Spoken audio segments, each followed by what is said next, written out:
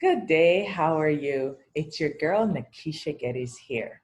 Welcome, welcome, welcome to my page. I'm so happy that you decided to join me today in this very important topic.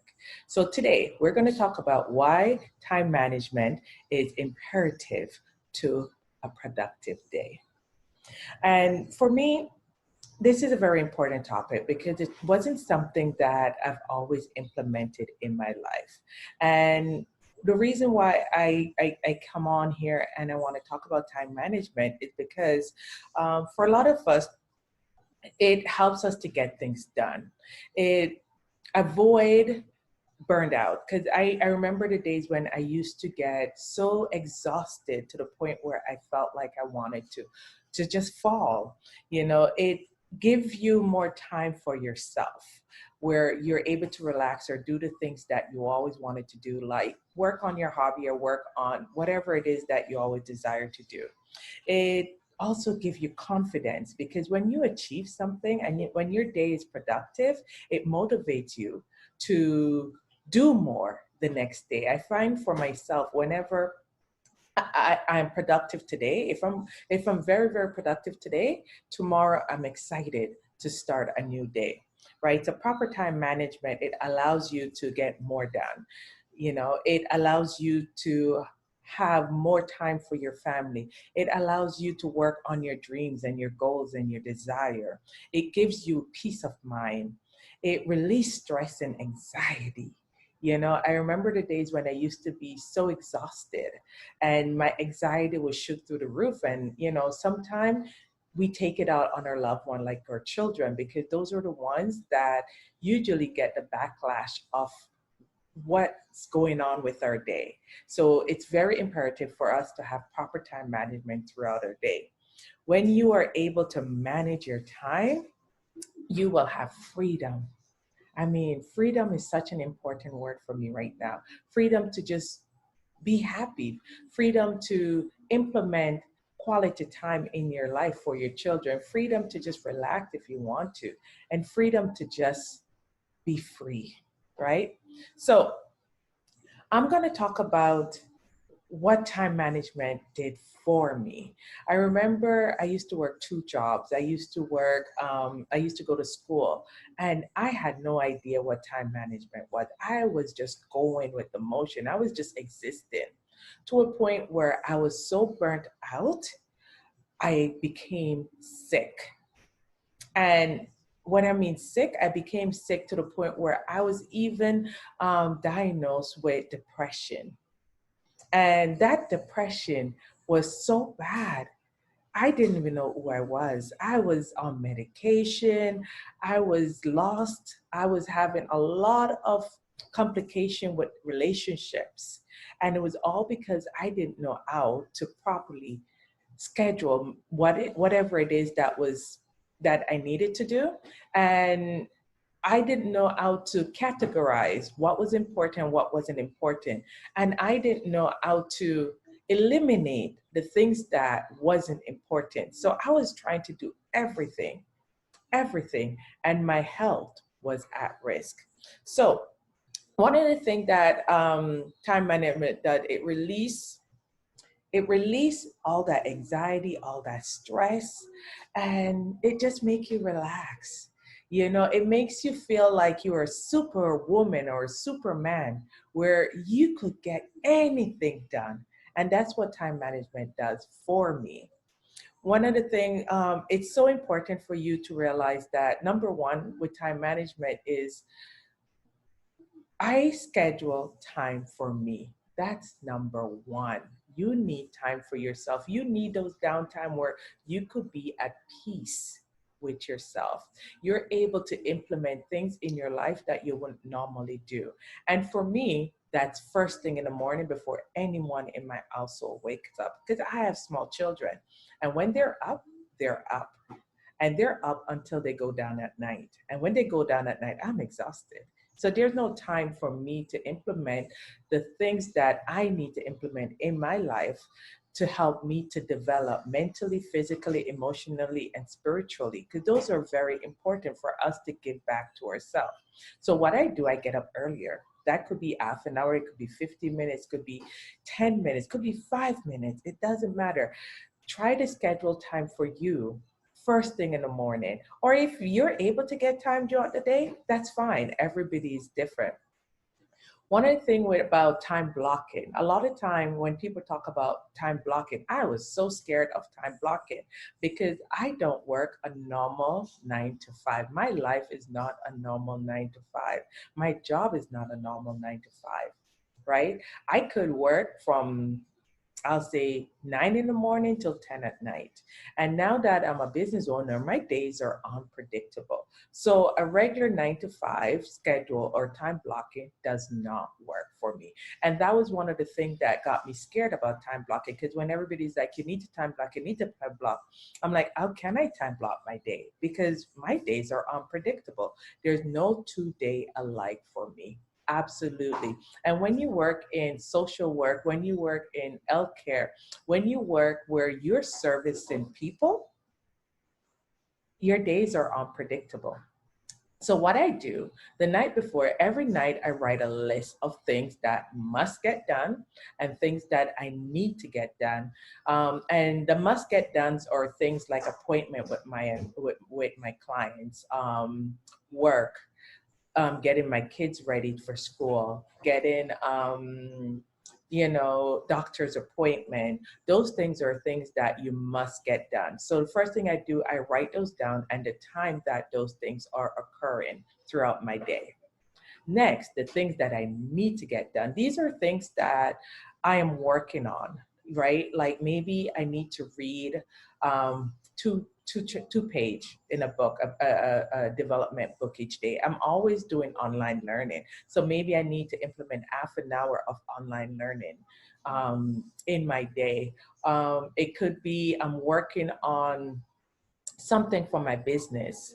So maybe I need to schedule 30 minutes for that. So then I look through my schedule and I look at the things that I must get done and how I could place those need to get done things in between those stuff. That's how I do it. And then one other thing that I also look at is that is very important for me because I recognize that I get burned out real easily. I have to schedule relaxed time. And relaxed time for me is if I'm home, I go straight to bed and I take a nap. If I'm out in the community, it's maybe like 15 or 10 minutes in my car, just me, just relaxing. Sometimes I close my eyes, no noise, no music, not on the phone, just relaxed time. And what that does, it recharges me, right? If I come home, one of the things that I've been practicing, if I come home, say for instance, I was out all day and I come home in the afternoon, like 2, 3, 4 o'clock, I don't go straight to the kitchen. I don't go straight to my children. I go straight to my room and have that downtime for me. It doesn't matter if it's 30 minutes, I take those 30 minutes for me because what that does, it breaks my day in half. Because when I go, I find if I come in and I go straight to the kitchen to start cooking, or I go straight to start doing homework with my children or anything that it's like my day continue and then I get exhausted. So me taking that 10, 15, 20 minutes just to relax, what that does for me, it breaks my day up and it's like it recharged me to start again. So that's very important for me. So it's very good to do that. One of the things that I've always done with my children, for those of you who have children, it's like, well, it's impossible for me to get downtime with my children. One of the things that I used to do with my children when they were younger, now they're older, so they understand mommy time. But mommy time is something that I have trained them over the years to respect. And how I used to do that when they were younger, now my children are 11 and 7, but when they were younger, what I would do, I have sleeping bags and I'll put those sleeping bags on the floor next to my bed. And then I'll bring out their favorite toy and then I'll explain to them, this is camping time. Right. And they were always excited because it's a sleeping bag and, they're able to bring out their favorite toy. And this is camping time for them. So while they're safely on the floor, right there on the bed playing, I'm in bed relaxing. And even if my eyes are closed, I'm aware of the surrounding because they're in my present. Right. And that gave me that alone time. But I will only bring out that sleeping bag at that moment. So they know now is mommy downtime. You guys could have camping time. So that's their moment as well. So try to create moments for your kids to teach them that mommy need or daddy need these downtime, right? And then this is their special moment. So as they grow up, they get to respect your downtime. Now my children are, oh mommy, after you relax, can you do this for me? After you relax, can you do this for me? Because they were trained to respect my downtime because I need that. So try to see how you could implement something in your children routine so that as they grow, they get to respect those downtime. Another thing that I do is visualize my day. So in the night when I'm writing my to-do list, or my list where must have and the things that I need to do, I visualize what my day is going to look like tomorrow. And what that does for me, I'm able to implement all the things that I want to do. Like, how do I want to feel tomorrow? You know? And usually for me, because I work in the community, if I feel like I need to be in a very peaceful environment, then I think about, okay, so where do I need to go to make sure I could feel this way? Or what can I implement in my day to make sure I feel this way? If I feel like I want to be around culture, I have the luxury to choose where I go each day, which is great with my business. So say for instance, if I feel like I want some culture tomorrow, I'm like, maybe I should take my client to the museum, or maybe we could go to the art gallery. Plan out your day, visualize how you want to feel, visualize how you want your day to be. Now that I'm home with my children every day, I visualize what tomorrow is going to look like, like maybe tomorrow Friday, I want it to be Fun Friday. What does Fun Friday look like for me and my children, right? So that could be like, okay, so we're going to do arts, we're going to do this, we're going to do that, right? And if my children are having fun, then I'm going to have fun, and then it's going to be a fun-filled day, right? And schedule those little fun things within your day. Be creative with your schedule. Make your schedule work for you. Because that was one of the mistakes that I made, because I thought my schedule had to be rigid. No, your schedule needs to look like you. It needs to feel like you. It needs to fit into your lifestyle, your surrounded, your environment. So that's one of the things that I've done that helps me throughout my day. Another thing that I would like to talk about is, time blocking. Time blocking works for a lot of people. And for me, my time blocking is looking at the things that I must get done and then fit in that schedule what I need to implement, the needs, right? So that's what time blocking look for me. For somebody else, it's different. And there's a special tool that I learned from Lisa Nicholas. I love Lisa Nicholas when it comes on to managing your day and time blocking. When I write down what the things that I need to do, I don't put down things like client meet a client. I put down things like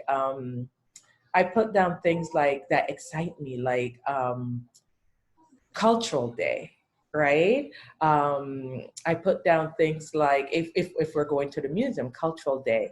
If we're going to a park, or we're going, like, park hunting, like, make it fun. If I'm going to do like an activity with my children, as I said before, I say fun day, or investment day, or you could say things like uh, goal minded. When I'm working on my goals, I put goal minded, things that encourage you. Use language that want to encourage you to continue with your goals. So when you look at your list and you see stuff like goal minded, why wouldn't I want to work on my goal minded?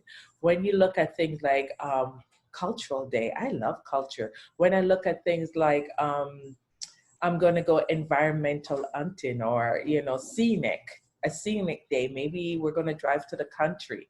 When you put things like that, that feeds into your emotions, what that does, it excites you to do the things that you just put on your list, right? But if I put things like work, or laundry, who wants to do that? I don't want to do that. So I might find something else to do instead of do that. But if I put stuff like, yeah, find words that feed into your emotion, because that's where the visualization comes in.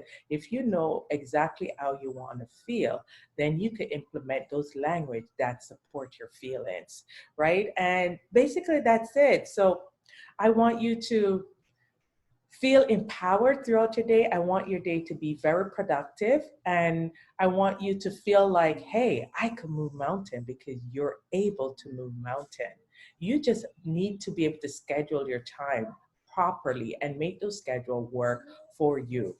This will help you to be more productive. This will help you to yeah, and the minute that I learned to do this, oh my goodness, the things that I'm able to do, the things, like, people watch me now, they're like, how do you do this, how do you do that, and they know that my day is hectic. I have hectic days, but I'm able to get everything done that I put in my day, just because I'm able to manage my day. So thank you all for watching. Thank you all for being here. I appreciate you guys so much. Until next time, have a great day.